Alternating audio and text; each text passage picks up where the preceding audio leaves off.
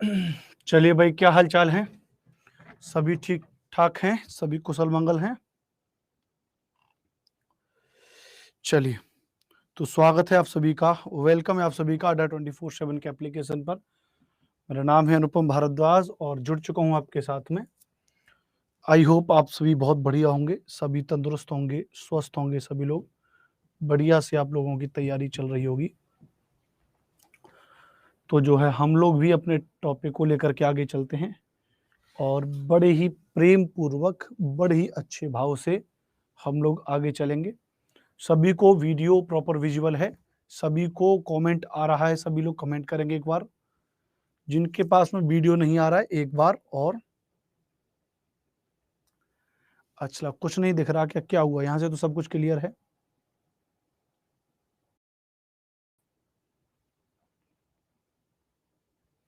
हाँ जी, नहीं दिख रहे हो सर जी? ऐसा कैसे हो सकता है बंधु? यहाँ से तो सब कुछ दिख रहा है साहब।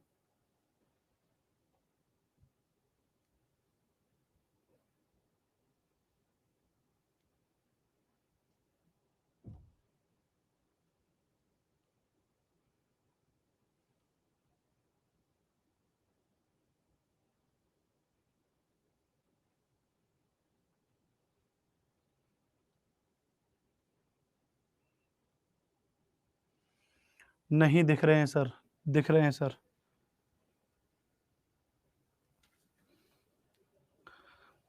अभी मैं बोल दे रहा हूँ, एक बार देखवा लेंगे, कोई भी दिक्कत होगी तो।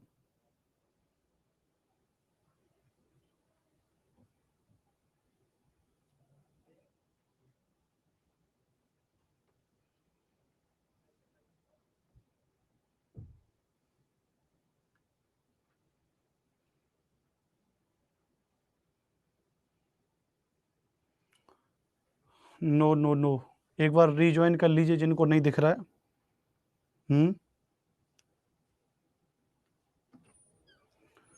इन बच्चों को, पेट बैच वाले बच्चों को दिख नहीं रहा किसी को, क्या दिक्कत है? यहाँ से तो सब कुछ बिल्कुल क्लियर है। एक बार रिफ्रेश कर लीजिए सभी लोग, शायद दिख जाएगा। जी सर, बिल्कुल झक्कास दिख रहा है। अच्छा, नो सर, अब दिख रहा है सर। अच्छा जी, सभी को दिख रहा है, अब क्लियर है। जिसे दिख रहा नहीं रहा है जी ज्वाइन करें। अच्छा, ठीक है, चलिए, दिख रहे हैं सर, चलिए, थैंक यू। ठीक है भाई, दिख रहे हैं तो बहुत अच्छी बात है। नहीं दिख रहा, पल्लवी राय फिर से कह रही है, कोई बात नहीं। देखो भाई, जिनको नहीं दिख रहा है वो रिफ्रेश कर लो, एक बार रिफ्रेश कर लो। और हम लोग जो है अपने सेशन को स्टार्ट करेंगे। और हम लोग जिस टॉपिक को लेकर के डिस्कस कर रहे थे वो टॉपिक था रॉक्स यानी चट्टान। और रॉक्स यानी चट्टान के अंतर्गत अगर हम आपसे बात करेंगे तो उसके अंतर्गत मैंने आपको बताया था कि चट्टानें जो हैं वो 3 प्रकार की हैं।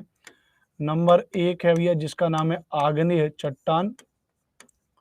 और नंबर 2 है भैया, याद रख लीजिएगा, जिसको हम कहते हैं अवसादी चट्टान। कौन सा भैया? अवसादी चट्टान। और नंबर 3 भैया, याद रख लीजिएगा, जिसको हम कहते हैं कायांतरित चट्टान। क्या कहते हैं भैया? कायांतरित चट्टान। 3 प्रकार की चट्टान हमने आपको बताई थी। इग्नियस रॉक्स, उसके बाद अवसादी चट्टानें, इसको हम बोलते हैं भैया सेडिमेंट्री रॉक्स, सेडिमेंट्री रॉक्स। और उसके बाद कायांतरित चट्टानें जिनको हम कहते हैं मेटामॉर्फिक रॉक्स, मेटामॉर्फिक रॉक्स। उल्टा तो नहीं लिख दिया? हाँ सही है, ठीक है। तो ये चट्टानें 3 प्रकार की होती हैं। इनमें से जो आग्नेय चट्टान थी उनको हम आपको कल कंप्लीट कर चुके थे। आज हम जिसके बारे में बात करेंगे वो चट्टान कौन से भैया? तो वो हो जाएंगे भैया अवसादी चट्टानें, यानी हम जो है सेडिमेंट्री रॉक्स के बारे में बात करेंगे। ठीक है, चलिए, तो हम सेडिमेंट्री रॉक्स के बारे में अच्छे से पढ़ेंगे। आप सभी लोग ध्यान से पढ़िएगा। आप सभी के कमेंट को मैं बंद कर दे रहा हूँ और हम लोग अब अच्छे से पढ़ेंगे। तो आप सभी लोग हेडिंग डाल लीजिएगा यहाँ पे, अवसादी चट्टान। हेडिंग डाल लीजिएगा अवसादी चट्टान, इंग्लिश में लिखिएगा सेडिमेंट्री रॉक्स। अब जैसा कि नाम से पता चल रहा है, इसका नाम है अवसादी चट्टान, यानी ये अवसाद से बनी होगी, जमाव से बनी होगी। भाई अवसाद जो सेडिमेंट है वो कब बनता है? तो अवसाद बनता है जब कोई चीज टूटी फूटी चीज हो और उसको हम क्या कर दें भैया, एक जगह उसका जमाव कर दें, तो तभी तो क्या बनेगा, अवसाद बनेगा। तो बस सीधी सी बातें लिख लीजिएगा, इन चट्टानों का निर्माण, इन चट्टानों का निर्माण आग्नेय चट्टानों के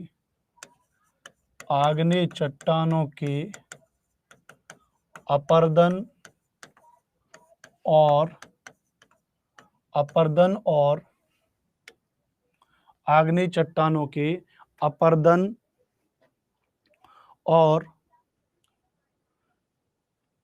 और जमाव से होता है। अपरदन और जमाव से होता है। अपरदन और जमाव से होता है। अपरदन और जमाव से होता है। अपरदन और जमाव से होता है, यानी सेडिमेंट्री रॉक्स आर फॉर्म्ड, लिख लीजिएगा यहाँ पे, इंग्लिश में लिख लीजिएगा,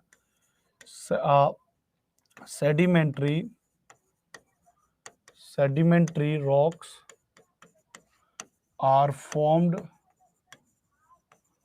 due to the erosion and after sedimentation of igneous rocks। इन चट्टानों का निर्माण आग्नेय चट्टानों के अपरदन और जमाव से होता है। सेडिमेंटेशन की जगह आप चाहो तो इंग्लिश में एक और वर्ड लिख सकते हो, डिपोजिशन। तो डिपोजिशन ऑफ इग्नियस रॉक्स। तो इन चट्टानों का निर्माण आग्नेय चट्टानों के अपरदन और उससे होता है। बात क्लियर है? दूसरी बात लिखेंगे यहाँ पे हम, दूसरी बात इसमें क्या लिख सकते हैं भैया, दूसरी बात लिखेंगे कि ये चट्टानें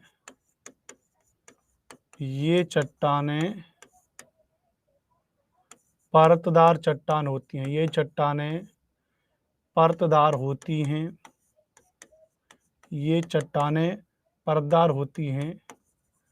These are layered, LAYERD, layered rocks। ये परतदार चट्टानें होती हैं। अब जो परतदार चट्टान होंगी तो जाहिर सी बात है इनमें जीवाश्म भी पाए जाते हैं। इनमें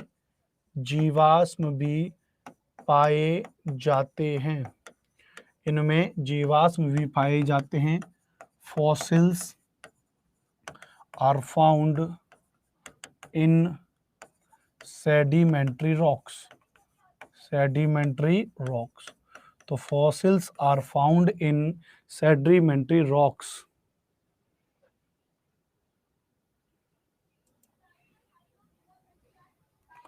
तो इनमें जीवाश्म भी पाए जाते हैं। Fossils are found in sedimentary rocks।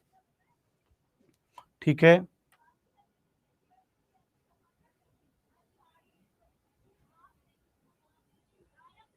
अगला पॉइंट लिखिएगा कोयला, पेट्रोलियम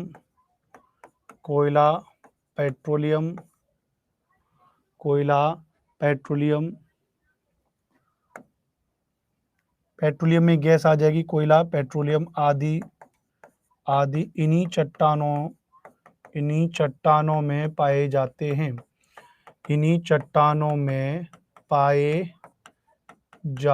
हैं। कोयला, पेट्रोलियम इन्हीं चट्टानों में पाए जाते हैं। Coal and petroleum also found in sedimentary rocks।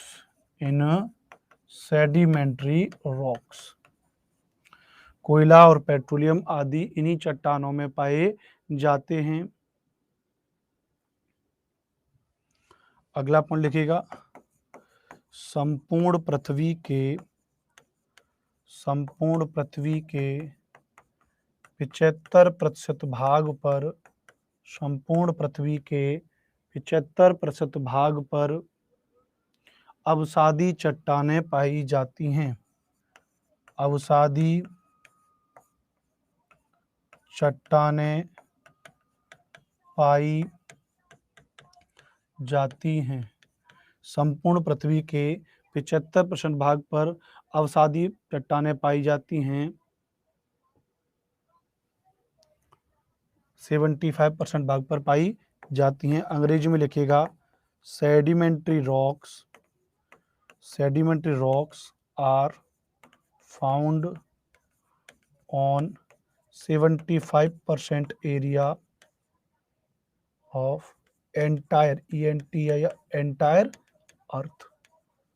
पूरी पृथ्वी के 75% भाग पर पाई जाती हैं।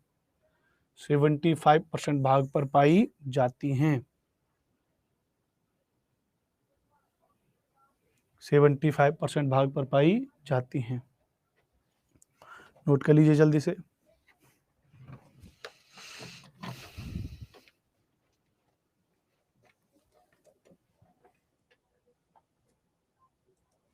फटाफट से नोट कर लीजिए।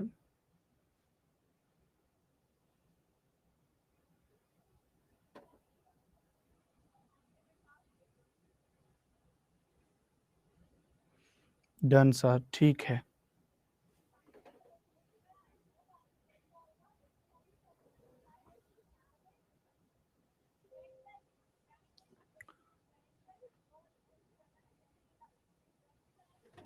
हो गया डन। चलिए ठीक है साहब।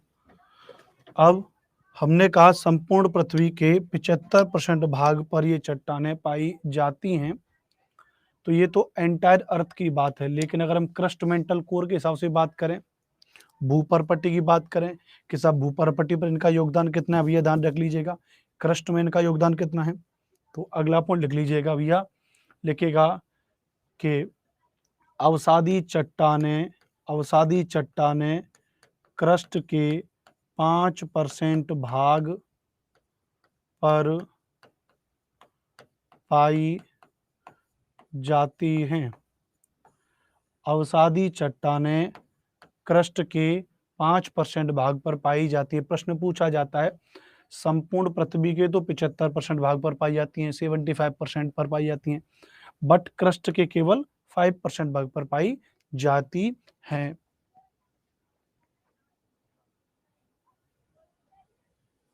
ठीक है, तो sedimentary rocks are found on crust 5%, लिख सकते हैं इसे इंग्लिश में ना, 5%।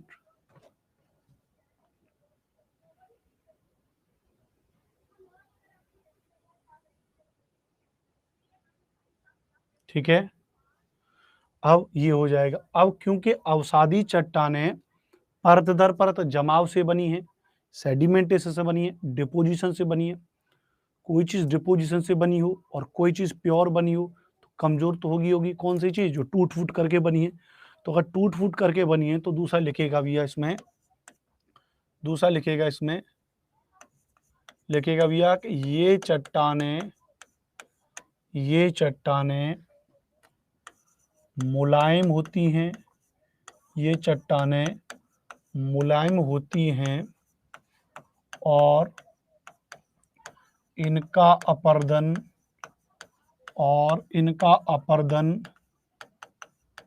शीघ्र होता है। These are soft rocks and erosion is quickly। ये चट्टानें मुलायम होती हैं और इनका अपरदन शीघ्र होता है। तो these are softy rocks and erosion are quickly।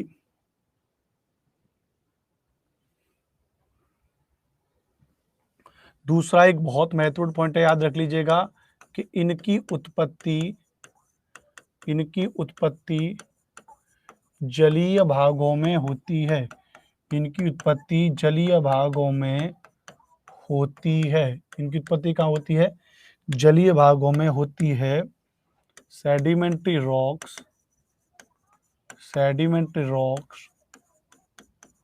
Are mostly found in aquatic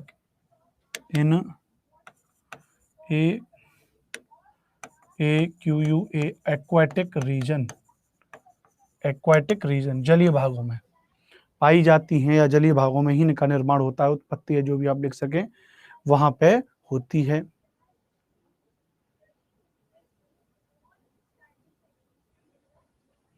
अगला पॉइंट क्या लिखेंगे?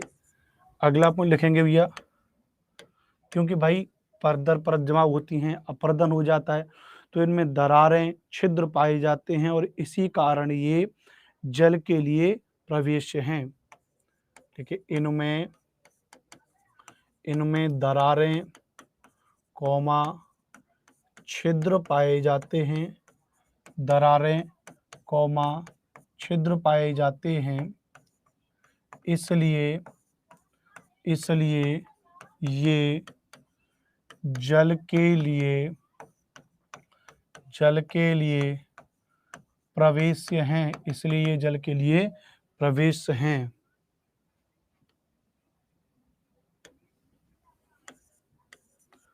Sedimentary rocks are pervious to water because they have many holes and cracks.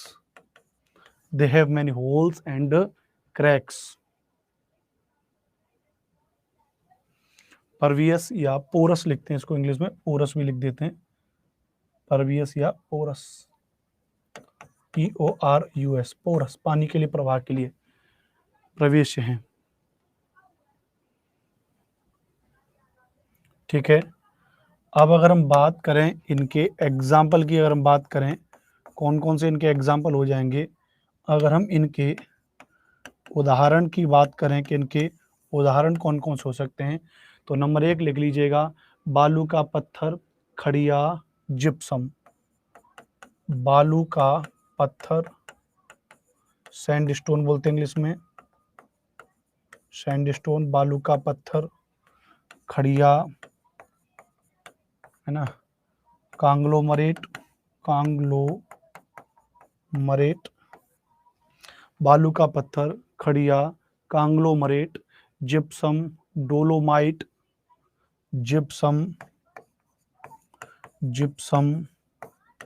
Dolomite, सब इंग्लिश में सेम नाम है, डोलोमाइट, लोयस आदि। ये इनके क्या हो जाएंगे? कुछ प्रमुख उदाहरण हो जाएंगे। ये उनके क्या हो जाएंगे? कुछ प्रमुख उदाहरण हो जाएंगे। चूना पत्थर कोई कह सकते हैं, खड़िया उसी से बनी होती है। ठीक है,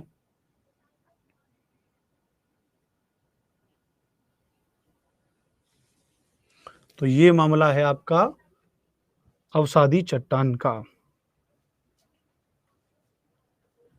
ये क्या है भैया? आपका अवसादी चट्टान का उदाहरण है।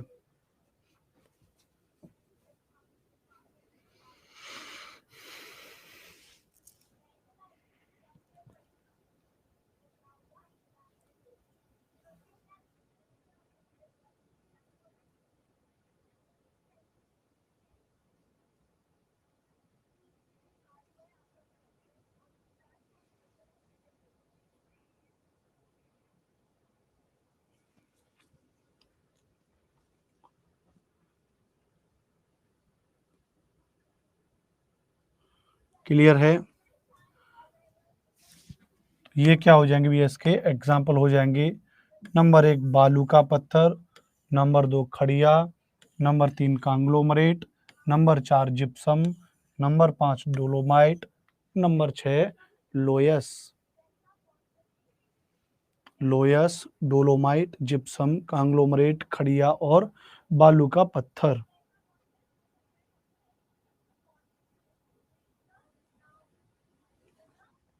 ठीक है, हाँ चौक भी एग्जाम्पल हो जाएगा। अगर हम इसमें देखें, अब मैं आपको ये बात बताने की कोशिश करूं कि इनसे कौन से प्रश्न हैं जो बिल्कुल डायरेक्ट आपका अवसादी चट्टान से बिल्कुल डायरेक्ट जो प्रश्न पूछा जा सकता है। अगर उस प्रश्न के बारे में बात करें कि भैया कौन सा प्रश्न डायरेक्ट पूछा जाएगा, तो सबसे पहली बात, अवसादी चट्टानों का निर्माण कैसे होता है। तो इनका निर्माण आग्नेय चट्टानों के अपरदन और जमाव से होता है, इरोजन एंड आफ्टर डिपोजिशन से होता है। कौन सी चट्टानों के अपरदन से होता है भैया, तो उसके ध्यान रखिएगा, अवसादी चट्टान से होता है। बात क्लियर है। दूसरी बात, ये चट्टानें परतदार होती हैं, दीज आर लेयर्ड रॉक्स। जबकि आग्नेय चट्टान क्या होती है, हमने कल आपको बताया था, आग्नेय चट्टान परतदार नहीं होती, उनमें परतें नहीं पाई जाती हैं। इनमें जीवाश्म भी पाई जाते हैं, fossils are found in sedimentary rocks.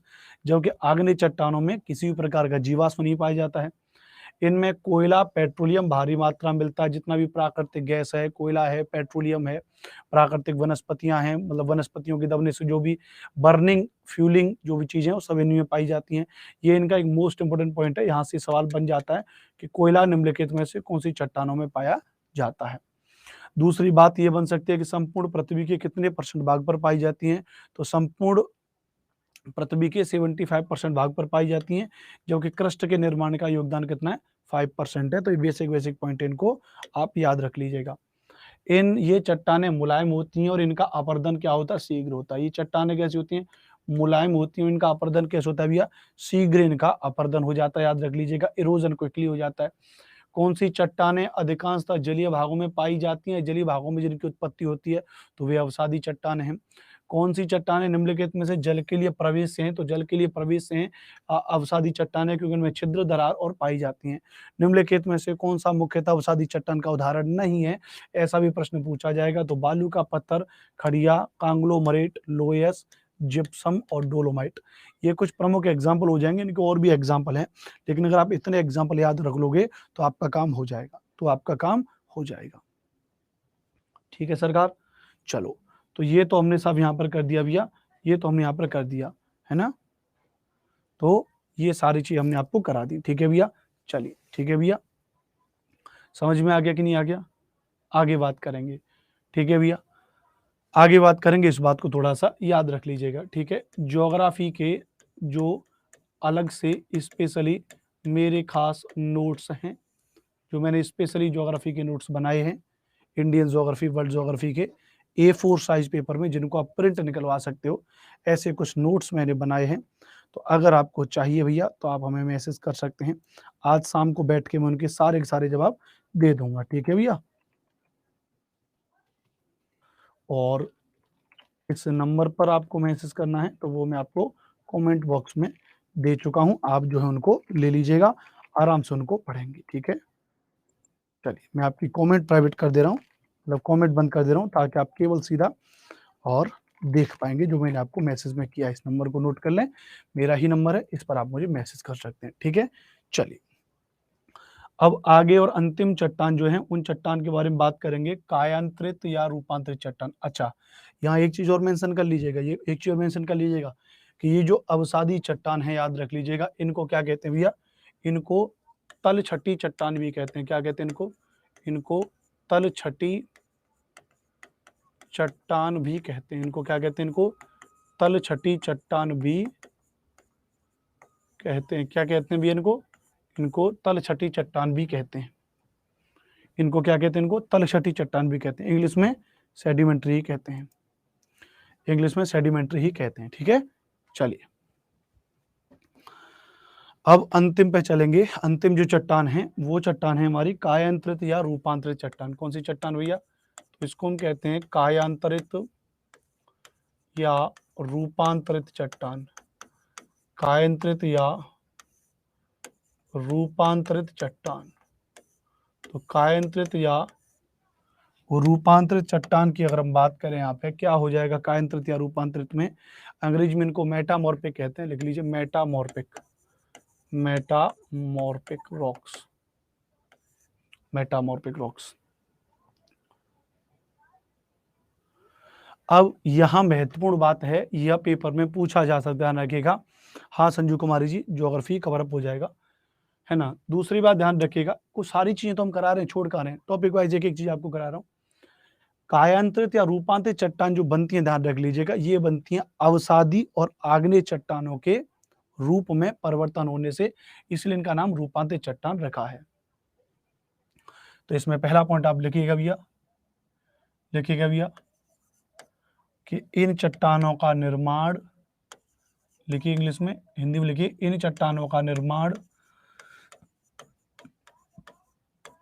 आग्नेय और अवसादी चट्टानों के ताप और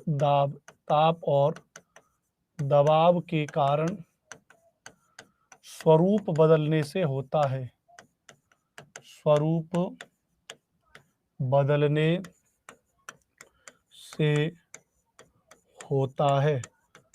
बदलने से होता है। आग्नेय और अवसादी चट्टानों के ताप और दबाव के कारण स्वरूप बदलने से होता है। Sedimentary metamorphic rocks are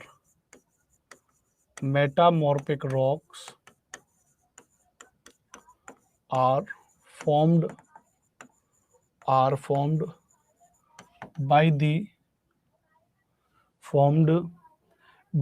transformation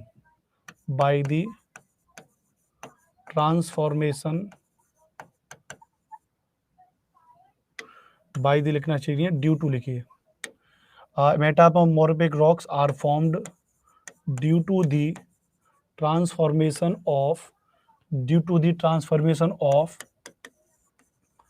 igneous and sedimentary rocks by the temperature and pressure।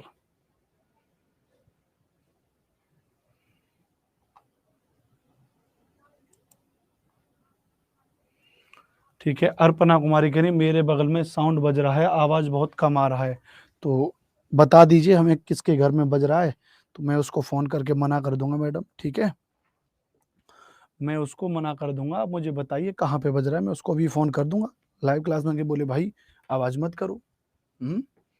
ठीक है, समझ रहे हैं। अगला पॉइंट लिखिएगा, इनमें धात्विक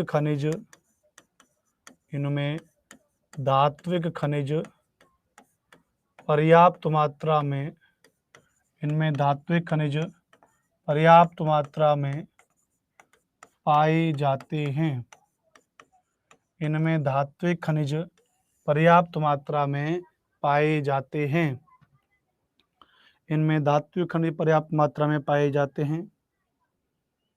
metallic minerals are found in, English वाले लिख लीजिएगा, metallic minerals are found in sufficient quantity.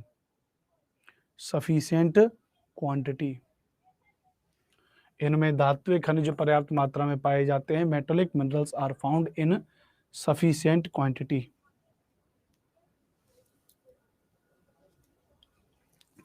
अगला पॉइंट लिखिएगा, इनमें जीवाश्म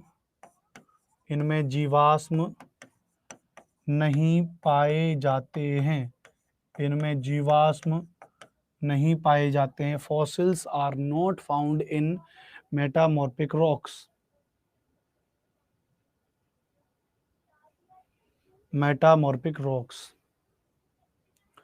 अब क्योंकि आग्नेय और अवसादी चट्टानों के परिवर्तन से हो रही है, क्या ना, उनके स्वरूप में परिवर्तन हो रहा है, तो स्वरूप में परिवर्तन हो रहा है, तो जैसे हमने आपको बताया था, चूना पत्थर का एग्जाम्पल बताया था, खड़िया वगैरह जो बताई थी, चूना पत्थर जो है वो किसका उदाहरण है, यहाँ लिख दे रहा हूं मैं, अवसादी।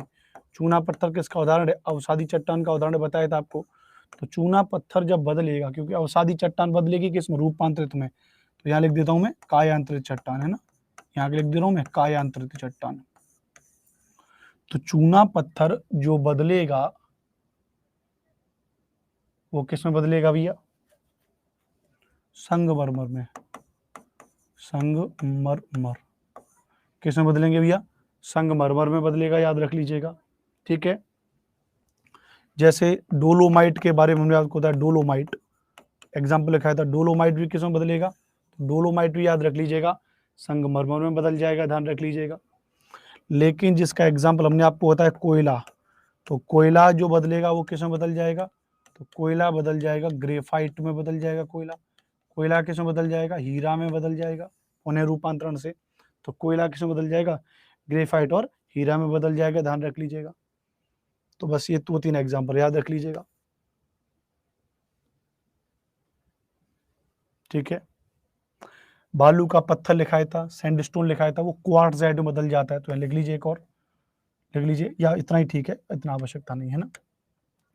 अच्छा, अब क्योंकि आग्नेय चट्टान भी तो इसमें बदलेगी, आग्नेय चट्टान भी किसमें बदलेगी? कायांतरित में बदलेगी। किसमें बदलेगी? आग्नेय चट्टान भी किसमें बदलेगी? कायांतरित में। पहले तो इनको लिख लीजिए, यहाँ पे पहले तो इनको लिख लीजिएगा, पहले तो इनको लिख लीजिए कि भाई चूना पत्थर क्या है? तो चूना पत्थर उदाहरण है कायांतरित या रूपांतरित चट्टान का। तो ये किसमें बदल जाएगा बंधु? ये संगमरमर में बदल जाएगा। डोलोमाइट और कोयला जो है वो भी किसका उदाहरण है? अवसादी चट्टान का। ये किसमें बदल जाएगा? तो ग्रेफाइट और हीरा में बदल जाएगा। ये मोस्ट इंपोर्टेंट पॉइंट है, इनको आपको क्या करना होगा? याद करना होगा, पेपर में पूछे जाते हैं, याद रख लीजिएगा। अच्छा, आग्नेय में हमने बताया था एक तो बाह्य आग्नेय चट्टान, एक आंतरिक आग्नेय चट्टान।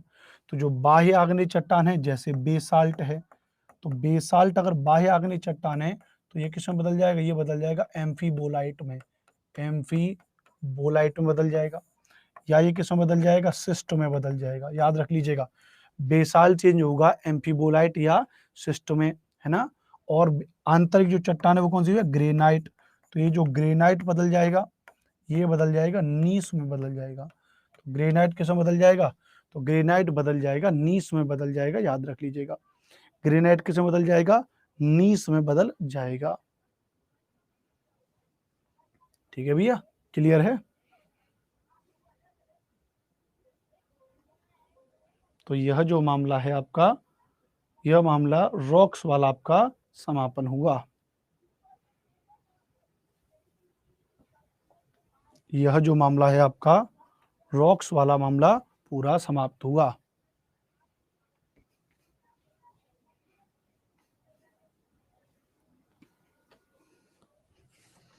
ठीक है भैया, मुझे लगता है कि रॉक्स को आप पूरा का पूरा यहाँ पे पढ़ लोगे।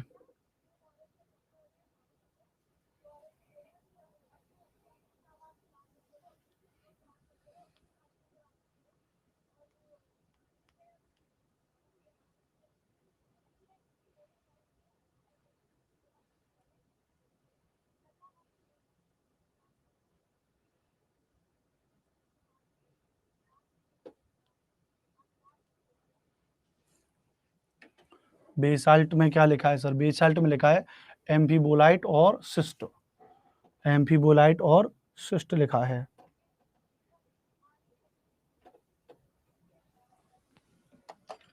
ठीक है भैया,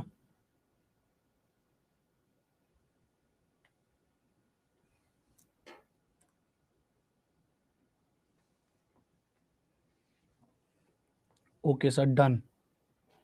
ठीक है सर, डन जी, मामला बहुत बढ़िया जी।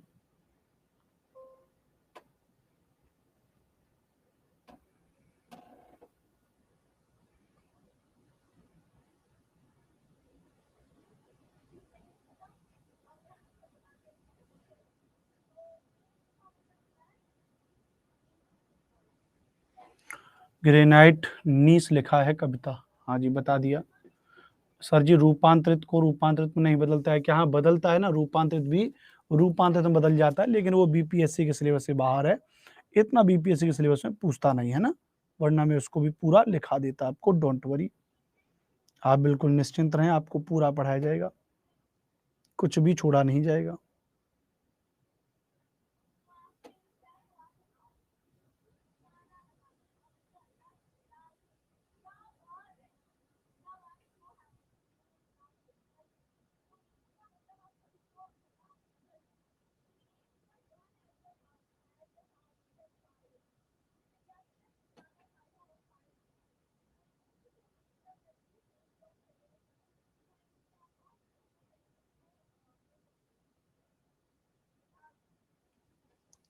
आगे चलें, आगे चलें भैया। सर जी नोट्स दीजिएगा, वो ज्योग्राफी का होगा ना, कंप्लीट ज्योग्राफी होगा साहब। ठीक है साहब।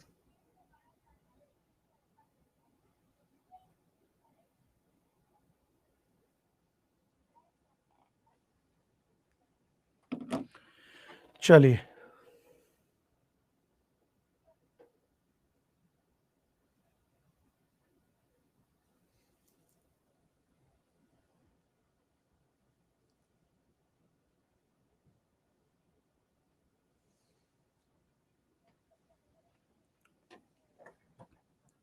आगे चलेंगे।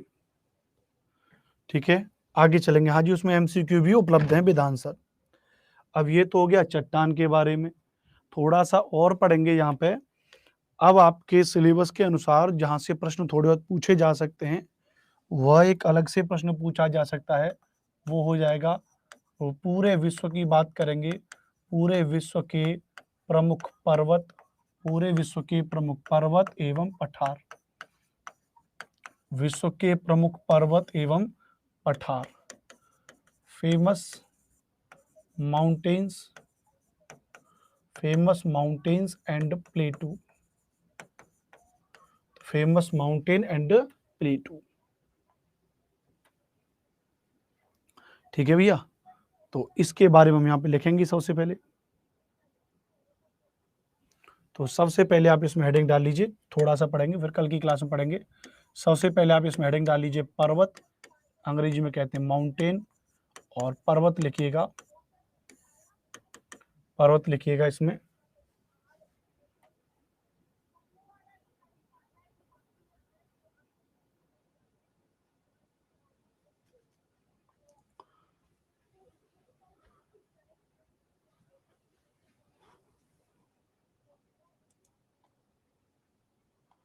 यही बात सर को अच्छी नहीं लगती, अब सर नोट्स बोल दिए तो बस उसको टॉपिक बना देते हैं सब।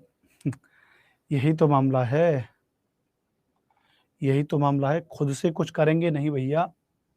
आप ये अपने आप से पूछिए, हमसे नहीं। जब आप पेपर देने जाएंगे तो आपको पता चलेगा कि अनुपम भारद्वाज ने आपको क्या पढ़ाया और वो कैसी बातें करता था, क्या क्या करता था, पेपर में याद आएगा आपको, है ना। चलिए, तो हेडिंग डालिएगा पर्वत, पर्वत में लिखिएगा, इसमें लिखिएगा कि वे ऊंचे स्थान, वे ऊंचे स्थान जिनकी जिनकी ऊंचाई 1500 से, जिनकी ऊंचाई, वे ऊंचे स्थान जिनकी जिनकी न्यूनतम ऊंचाई, जिनकी न्यूनतम ऊंचाई 1500 मीटर, जिनकी न्यूनतम ऊंचाई 1500 मीटर तथा देखो अधिकतम तो कितनी भी हो सकती है। अभी तक भाई जितना ऊंचा पूछा गया वो 8850 मीटर पूछी गई है माउंट एवरेस्ट, लेकिन हो सकता है उससे भी और ऊंचे का भी खोज हो जाए। तो वे ऊंचे स्थान जिनकी न्यूनतम ऊंचाई 1500 मीटर तथा अधिकतम अधिकतम 10,000 मीटर हो। अब ऐसा नहीं कि 10,000 मीटर हो, क्योंकि अभी तक मिला ही नहीं है इतना कोई ऊंचा, तो इसलिए हमने परिभाषा बना दी, इससे कोई ऊंचा मिल जाएगा तो अधिकतम में वो लिख जाएगी, ध्यान रख लीजिएगा, है ठीक है। तो वे ऊंचे स्थान जिनकी न्यूनतम ऊंचाई 1500 मीटर, अधिकतम 10,000 मीटर हो, ध्यान रख लीजिएगा। तो लिख लीजिएगा, अंग्रेजी में लिख लीजिएगा कि mountains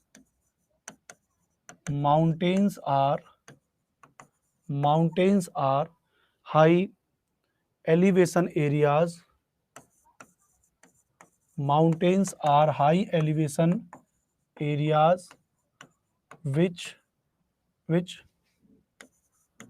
minimum height is 1500 meters, 1500 meters, and maximum height is 10K metres, 10,000 metre तक हो सकती है, जिसकी अधिकतम ऊंचाई कितनी हो सकती है भैया, 10,000 मीटर तक हो सकती है। 10,000 मीटर तक हो सकती है। अगला पॉइंट लिखेगा, अगला पॉइंट लिखेगा पर्वत का शिखर छोटा तथा आधार बड़ा होता है। आधार बड़ा होता है। पर्वत का शिखर छोटा तथा आधार बड़ा होता है। ऐसे शिखर कैसा हो गया? शिखर छोटा है। शिखर कैसा भैया? छोटा है। लेकिन आधार कैसा है? आधार बड़ा है। आधार क्या है भैया? बड़ा है।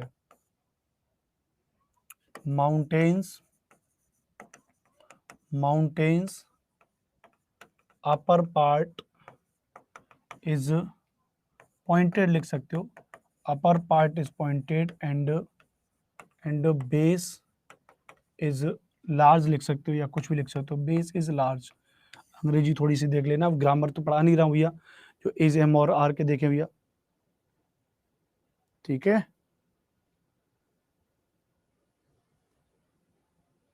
क्लियर है?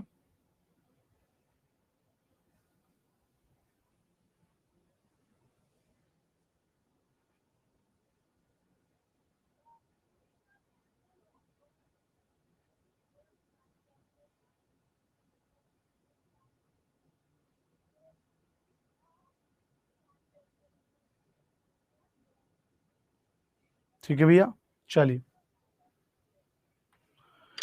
तो यहीं पर रोकेंगे, यहीं तो छोटे से टॉपिक के साथ में कल मुलाकात करेंगे। इससे आगे पूरा कल इसको खनिज करेंगे, विश्व के पर्वत एवं पठार। Thank you very much. Session अच्छा लगता हो तो फीडबैक देके जरूर जाना।